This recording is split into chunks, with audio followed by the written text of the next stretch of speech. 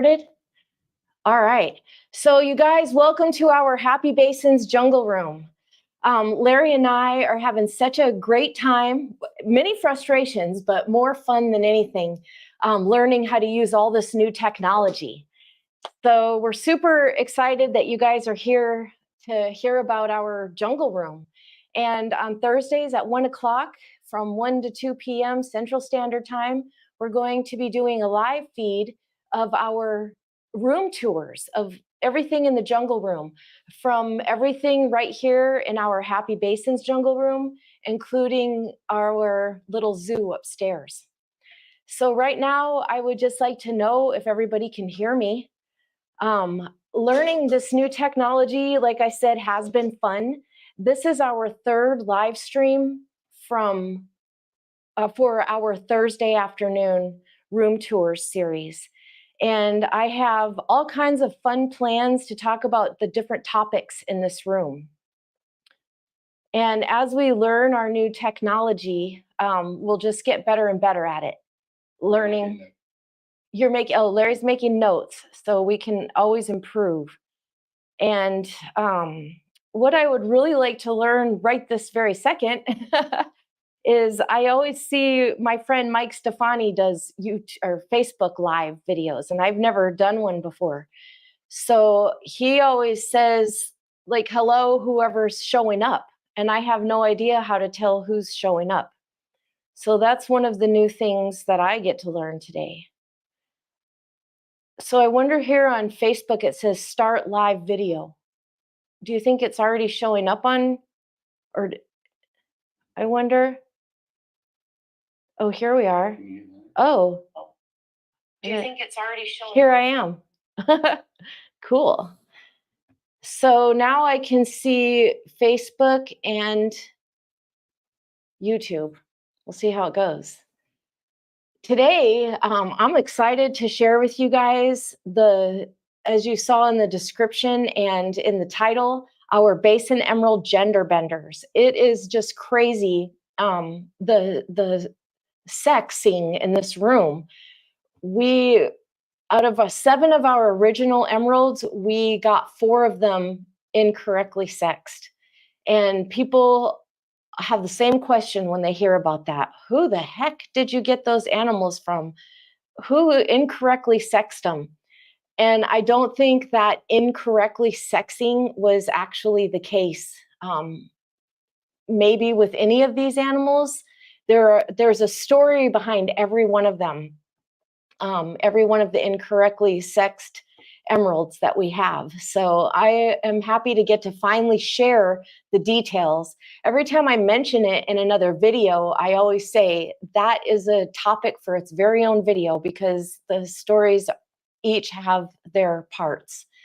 And also, I want to be able to describe the different characteristics of the animals that led us to even think that they were incorrectly sexed. And then the most interesting thing of all is how their behaviors changed. Once the animals became sexually mature, the whole dynamics of this jungle room changed completely. So I actually have one video to show you guys. I could literally say probably hundreds of hours of video of these emeralds doing really interesting, cool things that are sitting in files, because actually putting videos together is a lot of work and requires a lot of sitting down behind a computer, looking at the screen and paying close attention to details, which can be taxing. So instead, I've chosen to do these live videos. And as I get better with the technology, then I will be able to add videos, more videos and pictures to share with you guys while I do these live feeds. So today, Larry and I are going to experiment with 1 video and 3 pictures. And it took us a while just to learn how to put all of that together. And thankfully, to this new program that Larry got for us called StreamYard, I'm able to stream both to Facebook and YouTube at the same time. And I never even thought of streaming to Facebook. So that was really cool that I could knock this out.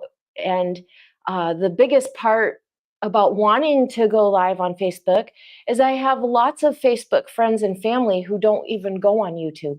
So now I get to be here with you guys, and I just love that you'll have the opportunity to see all of the cool things that go on here in the Jungle Room. Hello, what? DW. DW. Hello, DW. DW is Danita. And then Lady Z is Dana. So I think I have those names correct. But sometimes I won't say your guys' names because I get confused for a second about Lady Z and DW if it's Danita or Dana. So thank you. Thank you, Danita. All right. So you guys want to get started talking about these animals? I will just first give you a briefing with words, and then we'll take you around and actually show you the animals. And then I'll show you a couple of different things that Larry and I have prepared here. And sweetie, there was one thing, and that was about screen sharing a link. You didn't have time to look at that, did you? Okay. So there is one video that I really, really wanted to share with you guys, but I was not able to access it. And it's just a post on my Facebook. So I can maybe put the link to that in the comments or something after this video is finished. But you could, if you wanted to go search on Facebook, it's Cassius Clay Hemipenis. That's the video you won't get to see today that I wish you could. Plus lots of more pictures and videos I wish I would have, or I will in the future be able to share with you guys as we learn the technology. So starting off, we had originally had 7 Basin emerald tree boas, and we've had all 7 of these animals going on about 4 years now. And we had all but 3 of them as neonates. And for anybody who doesn't know, a neonate, as far as I know, is these emerald tree boas are called neonates when they're just babies before they change their color. And they change their color at like between 7 and 9 months. They'll be completely done changing their color. And they change from red to green. If you haven't seen pictures of the babies, our little baby Peo. And the animals that we got as just little tiny babies were Asmois, who we adopted as a female and turned out to be a male. And also Bella was a little tiny red baby when we got her, but she turned out that she is also a male. So Asmois and Bella were our first 2 emeralds that we noticed were incorrectly sexed. And how did we notice that they were incorrectly sexed? Well, neither Larry and I are experienced snake people. We have done everything we've done with research, using our resources, and asking lots and lots of questions to our mentors, and posting on Facebook and learning all kinds of things. So because we didn't know how to probe these animals, which is a little device used, which we have a whole kit for, different sizes that you use to probe the animals and learn their sex. Well, we just assumed that the genders were correct. You know, of course, we had no reason to believe that they weren't. And then also another thing is that a male is very rarely sexed incorrectly because of the way the little, do you know where that little thing is? The way the little device is that you insert into the snake to check the gender goes much farther in if it's a male. So if the little probe stops sooner, then you know it's a female. So if you incorrectly sex a female, then that means that you probably pushed too hard and broke a very thin, fragile piece of skin that, you know, that the females have. And you guys, you know, can tell me anything you know differently. Like I said, Larry and I are learning. We've been learning now for about going on 4.5 years, and that's all the experience we have. So between our research, our friends and mentors, and our resources, we're learning these things. So to incorrectly sex a male, a male thinking that it's a female would be much more likely, because that would just mean you didn't go far enough. But to incorrectly sex a male, a female, and think it's a male, that would mean, am I saying this correctly? The males go in much farther. So if it goes in really far, it's a male. And if it doesn't go in that far, it's a female. So if you have a female and you think it's a male, then you probably went too far. Okay, I think I said that correctly. So finding out that 2 of our females were males was not that big of a deal, because that just meant that someone probed them and did not go far enough. But I don't think that's the case with these animals. Let me tell you the story about Asamoah. Asamoah was our, that's all right, you don't have to find it. Let's just show Asamoah right now. So this is Asamoah up here. And he was our very first emerald, adopted as a female. And I'm actually going to reach around here and show you this sweet little face. So Azzy was our very first baby, and he was adopted as a female, and he was a little tiny red baby. And we found him on Morph Market.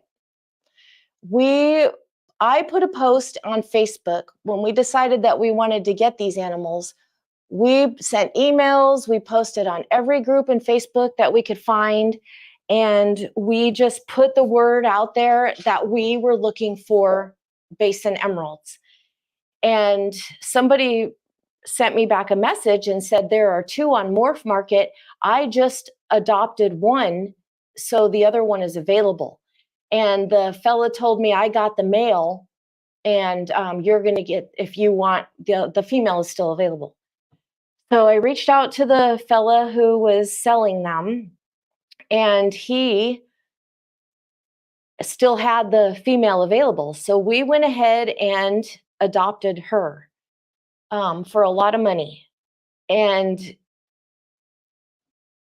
we had just thought she was a female. Well, the other fella got the male, and he actually sexed the male and confirmed that his was a male. So that means that male was probed twice. It's hard for me because I know the whole entire story, but I'm trying to keep it in a good line here for you guys. All right, so his name was Tom, and he lived in New Jersey, and he got that male, and we got the female, which was Asamoah. Well, about 1.5 years ago, Asamoah ended up showing off little hemipenis. So when we put these animals in the rain chamber, which is, we're trained, or they're trained, however you look at it, these guys are all potty trained. So we put them in the rain chamber, and they drop their tail when they get in the warm rain, and we put a little bowl under them, and they poop in the bowl. Well, since I'm holding the bowl and watching them poop, right before they poop, the males stick out their little hemipenis and wiggle it around and finish all what they're doing, and then wiggle it more and pull it in. So we had witnessed this on Cassius Clay when he was only like 1 year and a couple months old. He was just a little baby, and he was really active with his little hemipenis, which you guys who were on the live the other night, I got so excited. We had him live in the rain chamber, and Cassius Clay not only poked out his hemipenis, but it bloomed. And I was like, a blooming penis. And then we all had a good laugh on our chat because I genuinely just got so excited, because I'd seen the hemipenis, but I'd never seen it like puff out. And that was part of the dynamic that I'm going to talk about when we get more toward the end of this live stream today. The dynamics that have changed, that is one of them. And I'll tell you why that happened the other night. So we got Asamoah, and we saw the hemipenis come out, and we're like, holy cow, Azzy is a boy. And then I started thinking, I wonder if Jormungandr could be a girl. And the reason I wondered if Jormungandr was is because 2 years, Azzy's 5 years old now. Azzy and Jormungandr are 5 years old. And when Jormungandr was maybe like 2.5, we drove all the way to New Jersey and adopted Jormungandr from Tom, the fellow who initially sent me the Facebook message saying that I'm getting this one, you can get that one. And he didn't want to do this anymore with emeralds. So he put Jormungandr up for adoption, and we would always prefer to drive our animals if we can over shipping them. You know, people can decide what kind of stress it causes the animal. We feel like we like to have the animal in our hands. So we drove to New Jersey and picked up Jormungandr. And so I've had Jormungandr for years or at least probably about 2 years, maybe, when we found out that Azzy was a boy. So I thought maybe the seller probed them correctly, but shipped them incorrectly. And don't ask me who the seller was. I'm not going to say. I love him, and it's they do a good job. Stuff happens. So I believe the shipping was incorrect. And Tom ended up getting the female and I ended up getting the male, because just about, time goes by so fast, but I'm going to say less than 8 weeks ago, around 8 weeks ago, I was on a live feed on Intrepid Exotics Patreon Zoom live feed. And we were on there for a long time, and we had been on the live YouTube before that. And I had just been holding Jormungandr and Cassius Clay in my hands. And all of a sudden they started, the pre-mating process.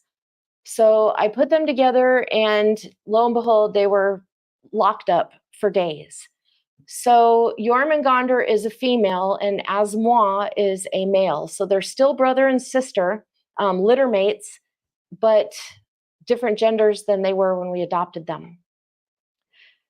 And my story is hard to keep in line because there are so many different connections. There was more than just that gender thing, as far as Azzy being a male and thinking, I thought, well, Jormungandr is definitely a male too, because he was sexed twice, because then Tom sexed him. But Tom wasn't super experienced and either did something wrong or something. But if he did incorrectly sex Jormungandr and pushed through that little piece of skin, I don't know what that's going to mean for the future. But we have Jormungandr over there possibly ovulating right now, which is another thing that I'm going to talk about here in a few minutes. And my next topic is how incorrectly sexing the snakes affects them in the future. And that's going to be one of the things. But let me still finish all the stories about how these animals were incorrectly sexed. So that just took care of Azzy and Jormungandr. And Jormungandr was, like I said, just about 8 weeks ago. But we had also noticed that Jormungandr and Ningishzida, can you do the sheds now? I'm sorry, I know you just sat down. Jormungandr and Ningishzida never showed hemipenises, their hemipenes in their shed or in the rain chamber. So who is this one here? Okay, so this is Zoltus's hemipenis shed. And I don't know if you guys can see, does this allow you to zoom in at all? But he's got some, that looks good. I can see that all the way from here. He's got some nice long, oh darn, that's called something. What's that called? I know Erica knows. Anyways, when the shed of the hemipenis comes out, I don't think it's called a plug. I don't know, but you guys can see those nice long strands coming out of the cloaca right there. And those are the proof that Zoltus has long hemipenises inside of him. And Zoltus is 7 years old, and he does not mate. I have younger emeralds that are crazy to mate. Zaltis is not one of them. He's just a real laid back. So far, he seems to be, non-interested in mating. But the other males sure do want to fight with him. And he's the biggest male, and he is very docile. He doesn't fight back. He just tries to get away, thankfully.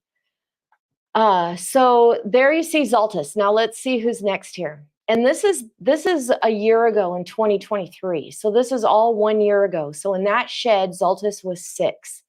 Now this is Ningishsida at 4 years old. Ninji's 5 years old now. These are all a year ago. And you can see that a whole year ago, and we just confirmed Ninji just the other day, like a week ago, maybe. And here you can see Ninji's shed. It has little itty bitty little tiny sheds from inside. And when you're probing these animals, that's what you're looking for, that short distance that you see here on Ninji, or that long distance you see on Zaltis. But the thing is, these sheds don't prove anything, because sometimes the male won't be fully developed, or the shed doesn't come out all the way. And I kept checking the sheds every time they shed, and sometimes, it would be, they always come out in one big beautiful piece, but sometimes at the cloaca there would be nothing, because that piece doesn't always come out as perfect as they did in these sheds. So this was not a confirmation. Let's go to Jormungandr. So Ningishsida and Jormungandr were the two I suspected were possible, because Jormungandr was Azzy's sister, litter mate. And so I thought about the shipping situation, which turned out was correct. But here you can barely see, there's just a tiny little thing from the inside. But also was interesting on this one was there's like on the females on the pictures online, there's like a butterfly shape, and it almost looks like lips. So that was very apparent in Jormungandr's. So I was thinking that it was possible Jormungandr and Ningishsida were females. And my friend Tim, who was very experienced with snakes and arboreals, was going to come over here and probe the animals, those two animals, for us. But every time he was going to come, either him or us, we canceled. So, or the snakes just ate. There was like all kinds of reasons, maybe 3 or 4 different times, and we never did it. Well, time kept going on, and I still was not seeing any hemipenis from either of those animals. No proof in the sheds, no proof in the rain chamber. And then this happened with Cassius Clay and Jormungandr. Now, before we knew for sure, well, who else was incorrectly sexed? It was Bella. Okay, so yeah, Bella and Azzy were easy. We saw the hemipenis. And then we had, you guys want the snakes on video? Is that what he's saying here? We found the hemipenis, and then the other 2 were really, really recent with the females confirmed. All right, so now we had another live feed where I was holding Ningishsida and Cassius Clay. And those 2 started the mating thing. So they've been together for about a week now. And so now we suddenly went from 6 males and 1 female back to 3 females and 4 males. So we've got some more breeding going on here in the jungle room. All right, let's see just a couple comments here. I have somebody on Facebook saying to please bring them on video. I don't know what that means. Oh, I see. This is just something that Facebook is putting up here. Well, thank you guys for all who are here. I don't know what this means on Facebook. It says bring them on video. I'm just going to click on one. I'm going to click on Ferns. See if she's still here. Ask Fern to join you. Oh, how cool is that? I didn't know that, you guys. On Facebook, you can actually have people join you on video. That's crazy. That's really cool. And Johan is here. Baron, I don't know if we've chatted before. And then Fern is one of our local people who is a huge plant person. So of course I was very attracted to Fern's Facebook page when I saw the all the plants she's always posting. And then David Seabrook, hello. That is one of my prior students from many years ago. So nice to have you here. I think David was from Henderson. And then Brecht. So thank you guys all for coming. I don't know if that's everybody that's here from Facebook, but this is really fun getting to see Facebook and YouTube. And then we have Erica and Danita. And Danita, I know you asked if they should be probed, but yes, you cannot. When I was in the jungle with Bob Bledsoe, he checked on Google because when we were finding the wild emeralds, we wanted to check and see if they were male or female. So he Googled to see if we could probe them, or not probe them, but pop them, which I'd never heard of. But he read online, no, you cannot pop these arboreal emeralds. So another way is that Erica shared with me, which so far, everybody that I've checked, it's worked. And that is to hold the animal. Here, I can show you with Zoltus. I'll show you guys Zoltus. This is what Erica taught me. And whether it always works or not, I don't know. I can just tell you that the animals I've done it on, it has worked. All right, so Zoltus, hi, sweetheart. Hi, sweetie. Before I do stuff, I do kind of like to let them know that I'm here. Look at that face. You guys see that little tiny birthmark on Zoltus right there? That's how we always identify him super quick and easy, even though he's still pretty easy because he has a really distinctive stripe.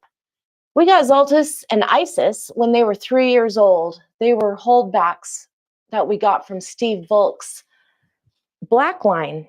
So that was really cool to get that. All right, so somebody, sorry Z, you're always such a good sport, aren't you? He's like, if I knew what being a good sport meant. Okay, so this is the cloaca. And you guys can see that Zoltus has these little spurs. Can you see those little spurs? Some people say that you can tell if they're male or female by the spurs, but I find spurs on everybody, and I even have Isis. His sister has some pretty big spurs, and she's had a baby, so she's definitely female. All right, so right here on the cloaca, Erica, you can say if I'm doing this incorrectly, but I think we put the thumb on the cloaca. And you guys, like right here, she said it's harder to do in older animals, but I can clearly feel it. There's a little bump right about here. I can feel 2 little bumps very distinctly. And when I did that to Ningishita and Jormungandr, it just felt like a blank, nothing, mushy. So feeling it, I mean, I feel it. So I don't know what age or what, percentage of being correct that is. But you guys, these little tiny claws right here, I've also heard people refer to them as false legs. And when they mate, apparently they use these claws to hang on. So that's pretty cool.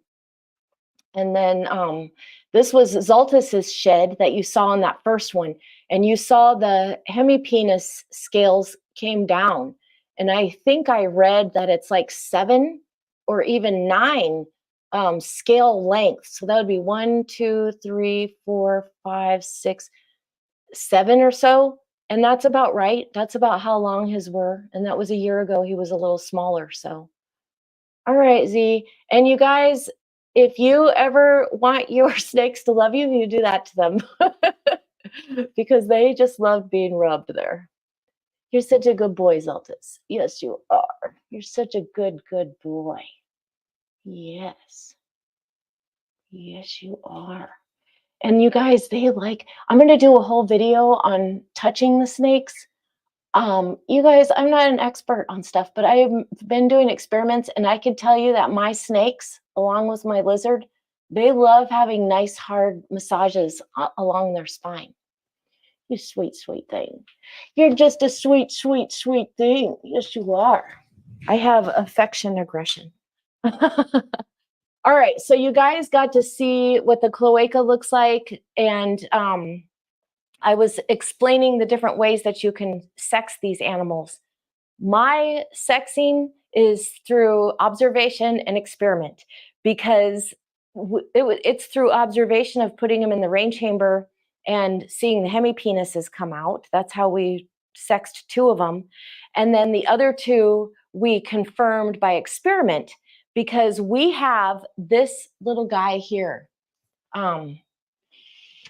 This is, thank you, Zaltis, you're so good. This up here is Cassius clay. And Cassius clay is our checker. He has,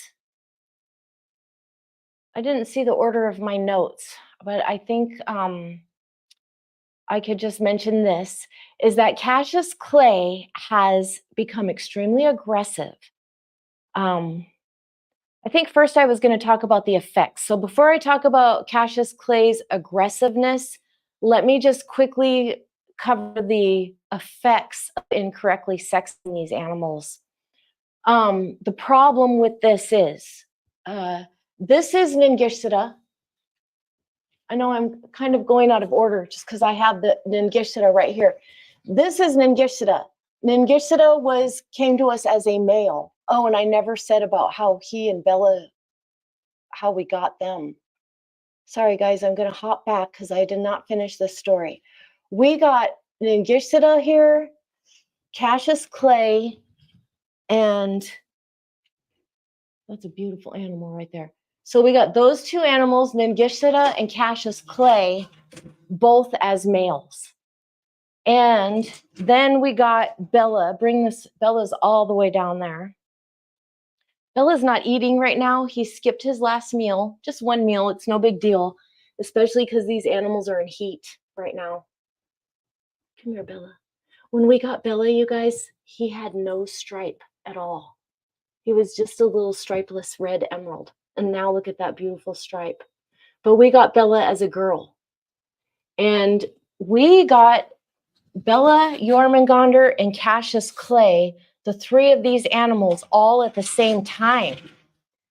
They all came from a third party to one person. They all came from different places, and then they came to one person, and that one person contacted us and said, I have 2 males and a female available if you want them. And we're like, yes. So we drove all the way halfway across the country to go pick up these 3 animals.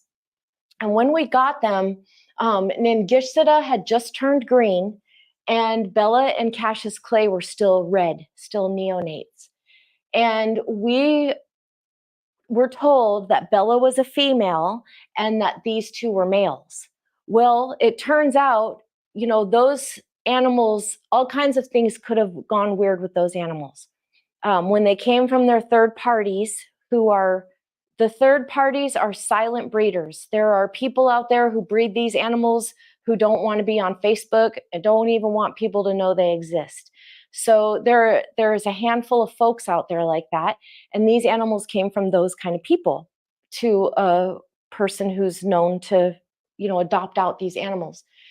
So they could have been incorrectly sexed as neonates, or it's possible that the person who received all these animals possibly, not likely, but possibly could have mixed up what they were told. So who knows what all things could have gone strange there, but the person who we got them from never actually sexed them because, of course, they're taking the word of the third parties. So it turned out that Ningishita was a female and Bella was a male. And so now Cassius clay and Bella, who came from completely different sides of the country, so they're not litter mates, and they're a year difference in age. Cassius clay is 4 and Ningishita is 5. and they've been mating. So we'll see what comes of that. Ningishita actually gave us some other clues that she might have been a female. Can you get up there on her again? Ningishita is one of our ambassadors. All of these animals you see out here right now are our ambassadors, which means that everybody can handle them. They're very handleable. And every time people would hold Ningishita, they would always say, this one is so big. It's so heavy. So Ningishita was growing bigger than the other males. Can you get a shot of the two of them both into the camera frame? It's kind of hard to tell from this positioning, but Cassius Clay is quite a bit smaller than Ningishita because he's a male and the males are smaller. And the thing is, with the males, they are fed differently. All right, you can pull it back out now. And the males are only ever fed small meals. And the females at the age of 3 start getting fed medium meals. So both Ningishita and Jormungandr, let's look at Jormungandr.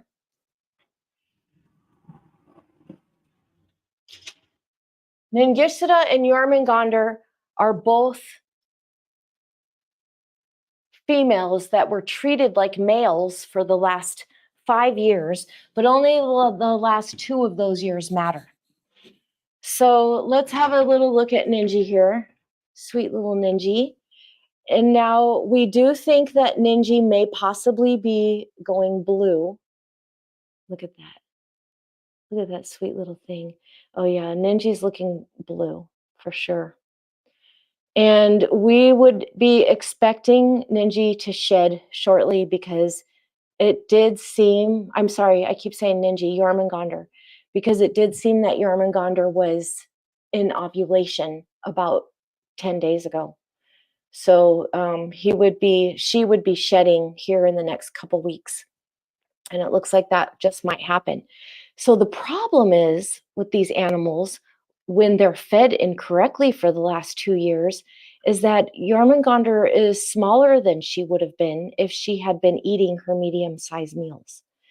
So if we were unsure of the sexes, we probably should have checked sooner, or maybe have waited another year before we let her breed.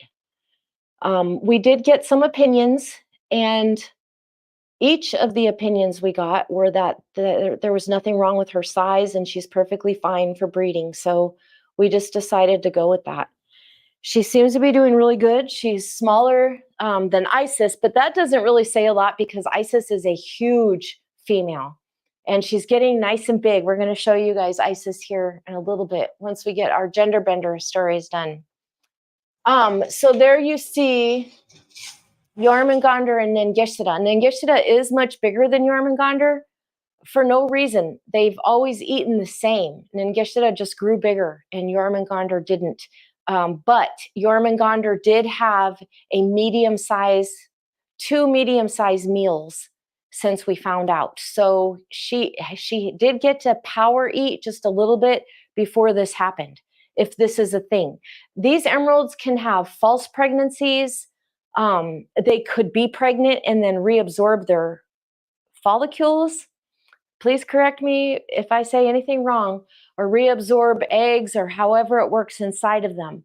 So even though it looks like she's gone through ovulation, and even if she has her post-ovulation shed, still does not mean she's pregnant. So we'll have to wait and see. Although she did reject her meal that we offered everybody the other day, and Jormungandr has never rejected a meal. So that was a first for her, which is also a sign of pregnancy. But like I said, you never ever know. I saw a friend of mine just post his green tree python who went through a full entire false pregnancy all the way until the due date came and went. But that kind of happened with us. Happened to us with Isis, for those of you who followed along with that. Sometimes they go past the date, way past the date, and you never know what's going on. In our case, we had incorrect temperatures caused Isis to have a irregular pregnancy. All right, so now I want to share with you guys. Can you put the tripod back up so that we can share this video? I want to talk to you guys about the effects that we've been having since all of this gender bender stuff started happening in here, because the dynamics of this jungle room have completely changed. You guys have likely seen our vine system in here. Do you just need some help with that? No. Oh, okay. It just seemed like the legs weren't opening. So in this room, we have vines all over the ceiling, and the animals are allowed to come out and slither all around these vines. I open all of their doors and they just come out of their enclosures and get on the vines and slither everywhere. Well, I've always done that since I've had them. First, we started off with just some rope on the ceiling and some hammocks that we already had hanging, coat racks. We were using everything we had for them to slither on before we evolved into what this room is now. And they've always just come out and been together, and everything was hunky-dory, fine. Everybody was happy. They didn't pay each other much attention. They would slither over each other. There was no big deal. Well, the past, I guess it started in February. So it's been almost this whole year now that everything has changed. First of all, Bella went crazy. Right after we learned that Bella was a male, which makes sense because he started sticking out his hemipenis, and then, you know, once he was developed, he started just going crazy. And we weren't sure if he was fighting or trying to mate or what he was trying to do. But when all of the animals were out together, I have a folder full of footage of Bella, mostly infrared and black and white, but I have a treat for you guys today. I was looking for a video and didn't even realize I had a full daytime video in color of Bella doing exactly what I'm about to describe.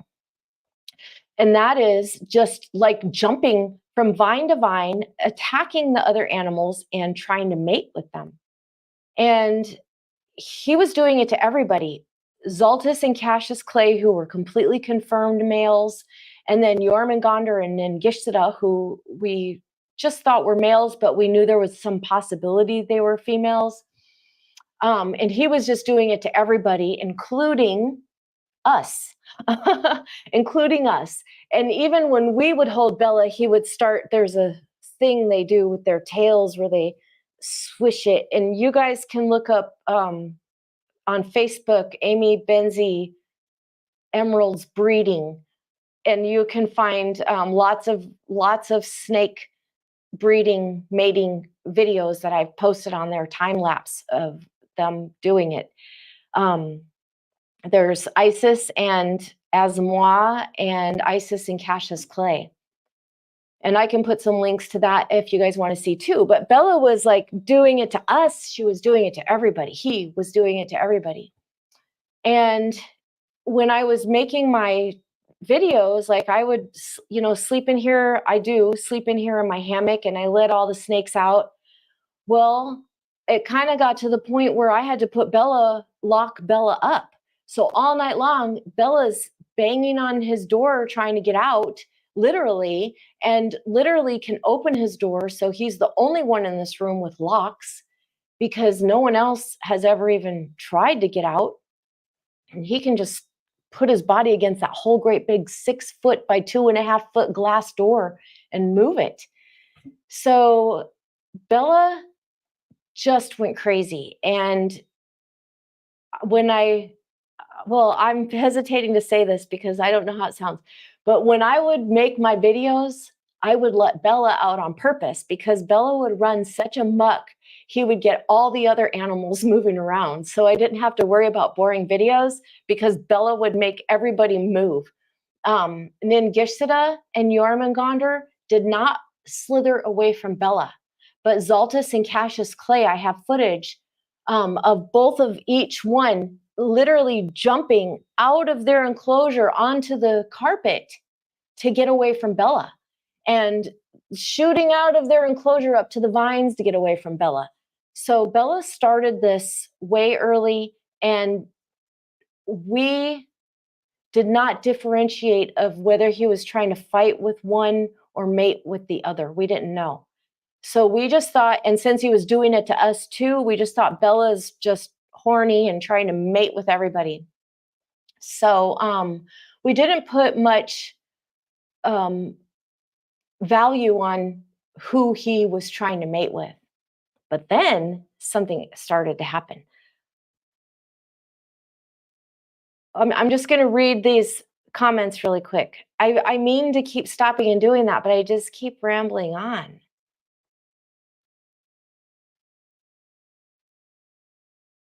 All right, let me just kind of get back here.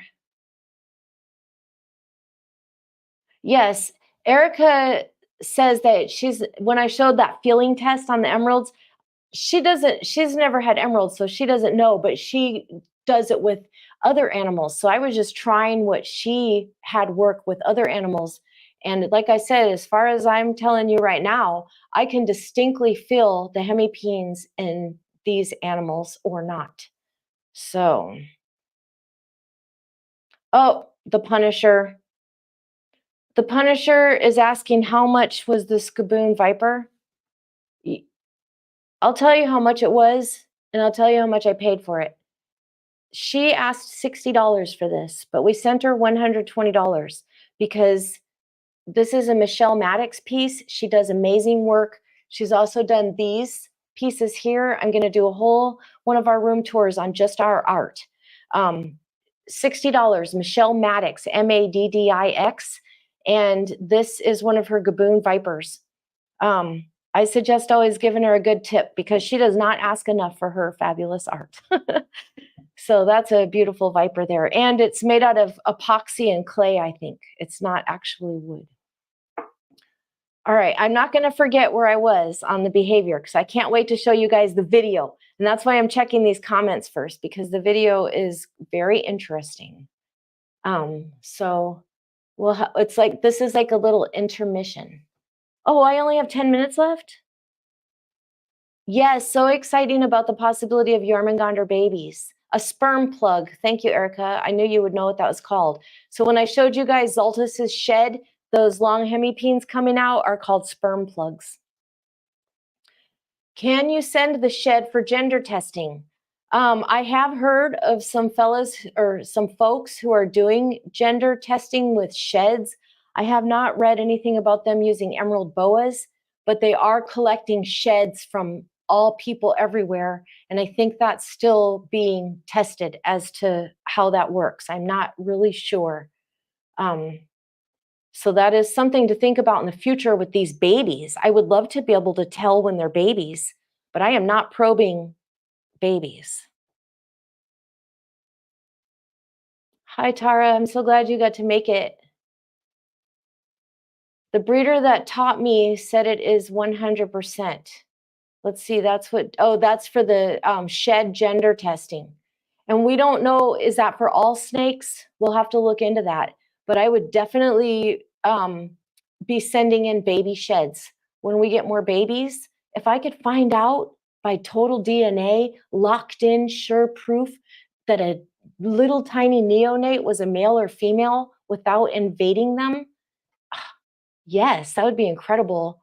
Danita, maybe we can find out more about that since you know somebody who is involved with it, it sounds like. Tara says, wow, Erica described that to me as well, but it's really helpful watching you do it exactly. Yes, as far as feeling the bumps for the hemipenis, I'm telling you guys, Larry and I both felt it, the empty space on the females and the hardness on the males. So like I said, I can only talk about my own experience in this room. My degrees are all in mathematics. I wish I would have gotten degrees in snakes.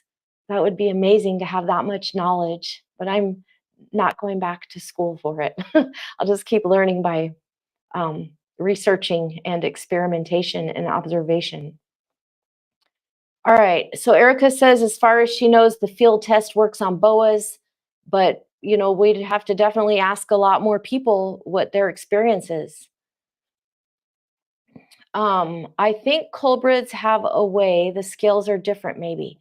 Yes, some animals I know are easy to gender identify by all kinds of different characteristics. Like our little Jaja, our iguana, she's super easy to tell if they're male or female after a very young certain age. Ro's always feeding my ego, calling me the goat. And you guys, I just learned about what a goat is not too long ago.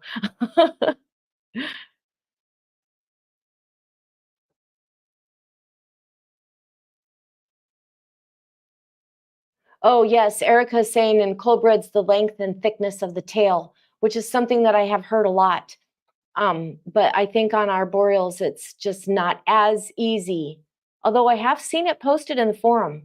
So all kinds of different ways to tell. Danita, you ask all the hard questions, don't you? This is my journal.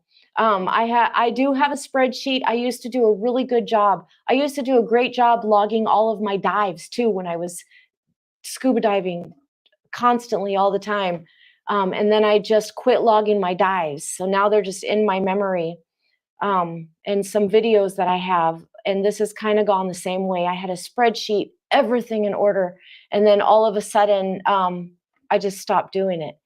But I have pictures and videos and this documentation here. Golly, I can't believe I only have 6 minutes left. But I can go over if you guys want to see any more stuff. Bella will not be pairing with anybody. Erica's asking if Bella will pair. No. We'll just keep using Bella as someone to really rouse up these animals, because what I'm about to talk about in 1 minute here is the behavior of Bella and Cassius Clay. I already told you what Bella was doing, going crazy. So Bella, I think, actually stimulated what I'm about to describe in Cassius Clay, because Cash was always non-reactive to male or female, never had any reaction whatsoever. And now Cassius Clay, as many of you know, is our checker. That animal, you put Cassius Clay next to a male and you have a good luck. He's like a magnet. You can't even pull him away. He's trying so hard to get back and fight with the male. Put him next to a female and he will slowly start interacting with her and then make his way to seduction and start mating. His processes have been very clear with each one. He has now mated with all 3 of our females down here in the jungle room. So he's a mater, but he also is a fighter, and he has been attacking the males, even through the glass in their enclosures, through the plexiglass. I even have a video of Cassius Clay actively mating with Ningishita while fighting. When I say fighting, I just mean like, staring down and moving his head around with Zoltus in the next enclosure. So I told Larry, I'm watching the video, I'm like, look at this. I bet this is making Cash more potent than ever. So Bella is good for that, for getting the other males roused up, which is a typical strategy that I've heard other breeders talk about. Why won't we breed Bella? I don't know if that's a question anybody's asked, but I will tell you, because Cash is more beautiful. Is that okay to say? Mm-hmm. Cash is a stunning animal, and Bella is beautiful too. He's smaller, much smaller, not much, but he's not as developed as Cassius Clay. His Bella, like I said, came to us with no stripe. Cash had a big, beautiful, fat stripe when he came to us as a little neonate, and he's just a stunning animal. And if I just have to choose a sire, I choose Cassius Clay.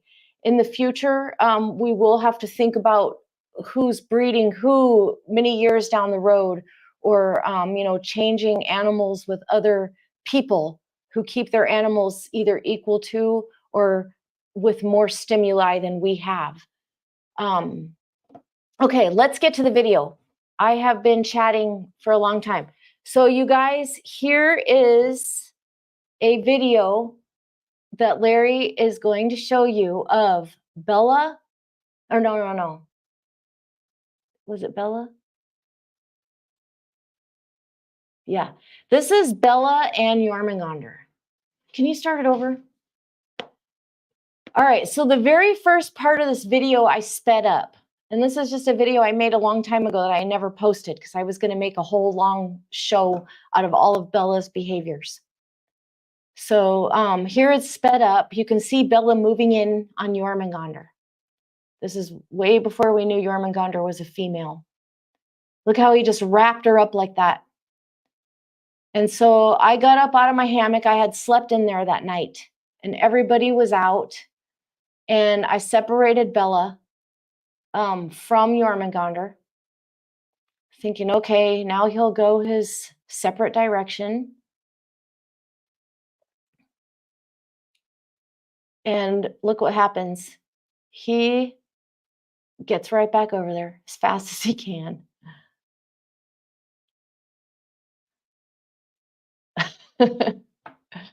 I redirect him, and now for the third time, he's jumping back up there.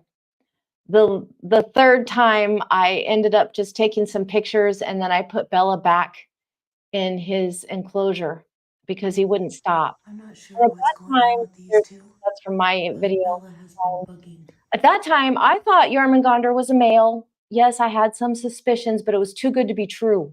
Because you can imagine after Isis was our confirmed female, we got Isis and Zoltus from Steve Volk. Those two animals never had a gender distribution. They never had a gender dispute. So Zoltus and Isis came to us when they were 3 years old. We always knew that they were a male and a female. And so at that time, I thought Isis was our only female, and I had 6 males in here. We were really disappointed, but we thought, well, we have 6 wonderful ambassadors, and that's okay if we're never going to get to breed. You know, no problem. We'll have fun with these animals in other ways. And then we were just blessed with 2 new females, which, you know, were Jormungandr and Ningishita. So when this started happening, can you just show the video again while I'm talking? Because it was really cool. All of a sudden, after some time of this going on, all of a sudden Cassius Clay started getting aggressive. But his aggression was very distinct. Like I mentioned, when he went after the males, it was an aggressive rap. And when he was near the females, it was a gentle caressing. And Cassius Clay has not changed the way he treats us at all. Unlike Bella, who's being extra with us, just like he is with the other snakes, Cassius Clay is differentiating between male snakes, female snakes, and us, still treating us exactly the same, thankfully. So now when we put these animals in the rain chamber, we used to put them all in the rain chamber at the same time and just let them stay in there as long as they wanted to, you know, putting pans under them as they pooped. Everything was easy. But now, because of Cassius Clay and Bella, we have to do all these separate rain chamber sessions. So Bella has been bugging. Are we going to be able to keep up the rain chamber sessions? I hope so. We have a second rain chamber that's going to be ready for us in May. So that's going to help too. We'll have to have, you know, different rain chambers going. I'll have to, sweetie, if I have more rain chambers, I'm going to need more plants so that we can use the leftover water to water more plants. Larry says the plants in this house are harder and more time consuming and more money consuming than the animals. So the plants are their own animal. Okay, let me just have a quick look at my notes here and make sure that I covered everything.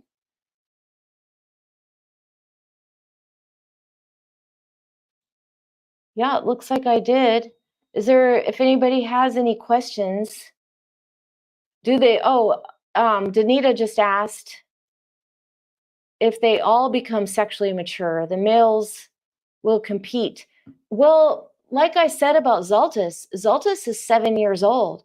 He has a very clear I'm not going to make any of my jokes, okay? He is clearly a male. He has a, you know, he's clearly a male. So he has never been aggressive, never shown any signs whatsoever. So at 7 years old, Zoltus should be sexually mature, but he doesn't show interest in females and he doesn't show any aggression towards males. And he's just as sweet as he can be. So is he going to eventually start getting like that? Who knows? But also we can consider that Bella and Cassius Clay being so active that it may stimulate Zoltus. Zoltus would definitely breed. If Zoltus decides to start mating, we will breed that animal. He's gorgeous. He has a very good background. He's a holdback from Steve Volk's black line. We have, what does a black line mean? The green part of these animals is black. There are different characteristics. They still have their full white stripe, but the body is black or even has some speckled black, yellow, and white in there.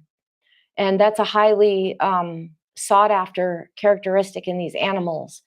And whether it's passed through genes, we don't know that yet. As far as I know, there's no information that leads us to believe that. But Steve Volk was experimenting with that to see if it is DNA related.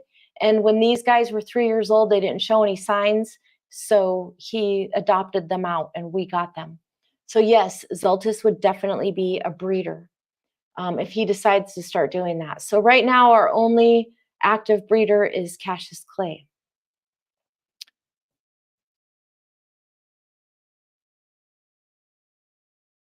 Danita says palpulation and boas is 100%, but I don't know what that means. Palpation. What is palpation? Rubbing and feeling it. Oh, okay. So, oh, that's what I read earlier, and I thought Erica said it. They allow.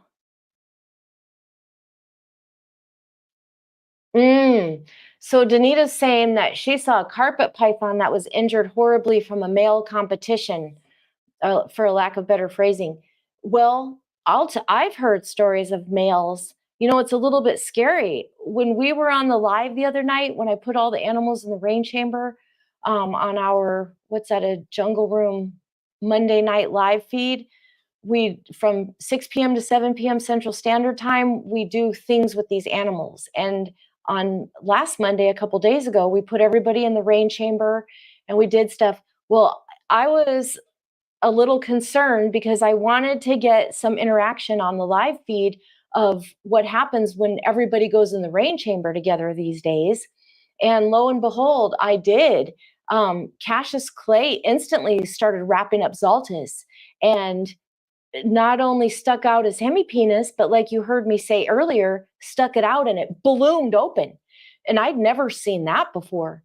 So I think that Cassius Clay being sexually mature in that rain chamber with Zoltus and Bella, they were all in there, made him try to show off his manhood because the females were in there too. And I had to get Cassius Clay and separate him from Zoltus. Yes, I am a little scared of doing that. And I'm right now responding to Danita saying about the carpet python and the terrible injury. I have heard my friends tell me stories. My one friend, Igor, for example, works with wild emeralds in Suriname. And he told me that he's seen them look like raw hamburger meat from fighting. Now you have to consider when I'm putting my animals together, I'm with them. I'm observing them the entire time. I can take them apart. At this point, I've never seen biting. I've only seen wrapping, and I'm able to stop that. If I ever have to experience one of my males bites another male, that will highly likely be the last time I experiment with social behavior in sexually mature males. And there might be different times a year. Sometimes it might be perfectly fine for the males to be together and sometimes not. But if I ever have a biting problem, I highly likely will stop doing it. But until then, I'm okay. The probability that one of the animals would bite another one right in the eye, or something. Yes, that's scary, but as anybody who even knows me a little bit, I'm a risk taker. No, these animals can't make their own decisions, but I do enjoy watching the interaction, and I think it's good for them to interact. And I think that all of this interaction is what stimulated all of this breeding that's going on in this room. And we've never tried to breed anybody. They just want to. People don't breed animals, animals breed with each other. And in this room, they really are doing that. They're really active, and I think that's why. So as far as fighting, yes, it's possible and even probable. That's my answer to that.